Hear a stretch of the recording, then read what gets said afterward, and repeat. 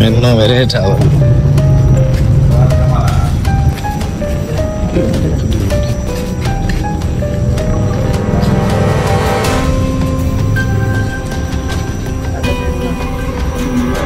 Ini kasih aku.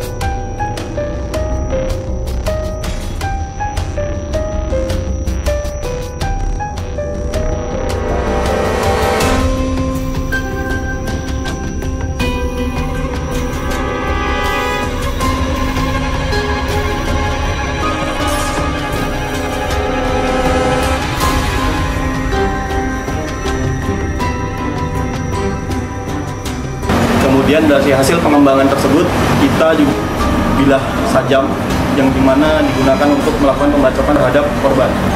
Terus yang kedua digunakan oleh korban junto pasal 365 ayat 1 yang dimana dengan ancaman hukuman pidana penjara paling lama 12 tahun.